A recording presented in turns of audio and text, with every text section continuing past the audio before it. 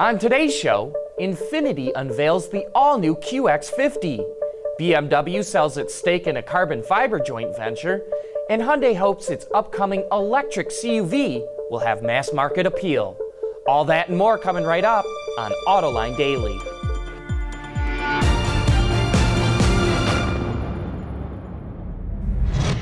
This is Autoline Daily, the show for enthusiasts of the automotive industry.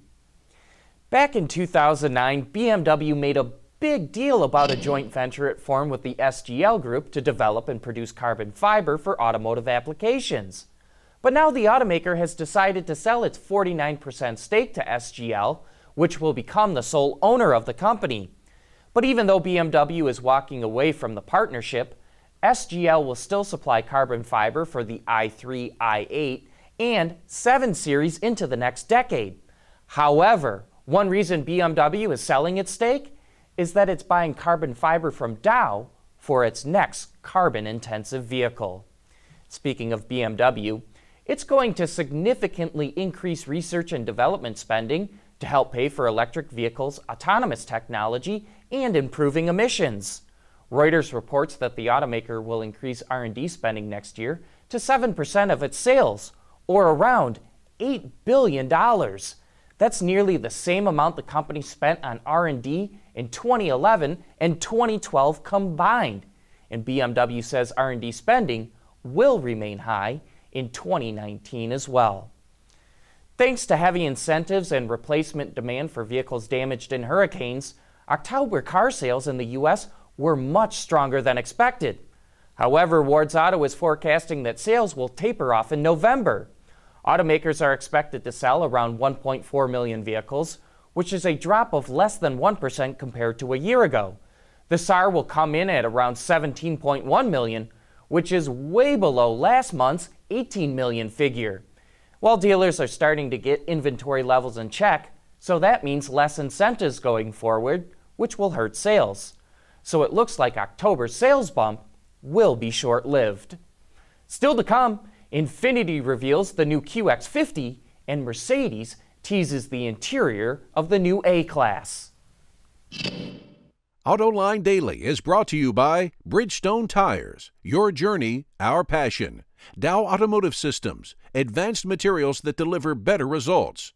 Lear, a global leader in automotive seating and electrical systems. And by Hyundai, better drives us. Infiniti just introduced an all-new QX50 crossover, and here are the highlights. It's based on a completely new platform that improves torsional rigidity by 23% and also increases passenger and cargo space. It will be the first Infiniti model to get the automaker's new variable compression engine and ProPilot driver assist feature. And as you can see, styling has changed quite a bit. I would say the current model has a softer, luxurious look to it, while the new one seems more aggressive and utilitarian. And speaking of new, Mercedes is showing off the interior for its new entry-level model. With similarities to the CLS interior we showed you the other day, you might think this dash is from a more upscale vehicle, but it's actually for the new A-Class. The first thing that jumps out is the large display screens for the instrument cluster and infotainment, which come in 3 versions: 2 7-inch display screens, 1 7-inch and 1 10.25-incher, or 2 10.25-inch screens. Other highlights include a touchpad for controls, air vents that are meant to mimic turbines, and lighting that extends across the dash and into the doors. And if you'd like to see more of the latest reveals, make sure to catch our ongoing coverage of the LA Auto Show. John will be on the floor talking to executives from Lincoln about the new MKC, Subaru about the Ascent, Bollinger, its off-road EV, Jeep about the new Wrangler, and many, many more. It all starts tomorrow afternoon. Coming up next, new details about Hyundai's upcoming electric crossover. Bridgestone engineers are helping Larry Fitzgerald go long.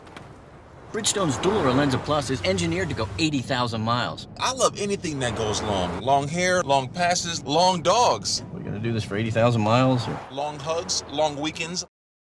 Whether it's on television, online, or through social media, Autoline knows how to effectively get your marketing message to the people you want to reach.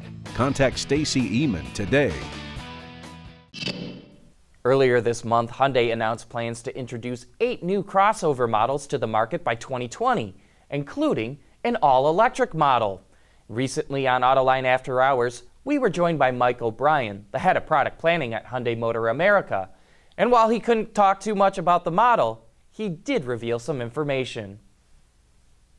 We're really focusing on the kind of a car that can displace a gasoline product in a customer's garage.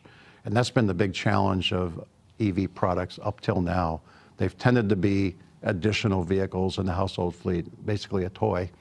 You know, it still can't displace the vehicle that you drive every day. And so we want to create a vehicle that can displace that gasoline vehicle in the household. So range, recharge time, the overall versatility and size are going to be important. So not sure what our competitors' plans are, but we're hoping we'll be the first non-luxury CUV in the market that's pure electric. I hope we could get it done by then. To answer some of the questions, we're going to have it done by the end of next year. So by the end of 2018, this product should be on sale. It's going to be a very competitive size. It's going to be a core volume size, I'll say that much. Not going to be a niche volume size or a size designed for another market. So I could say that much. And I think you're going to find out, compared against a couple of the class-leading contemporaries, it's going to have better spec. Will it be based on the Ioniq platform? No. Ooh, interesting. Interesting. For more about Hyundai's future product plans, you can watch that entire discussion right now on Autoline.tv, or you can find it on our YouTube channel. But that wraps up today's report. Thanks for watching, and please join us again tomorrow.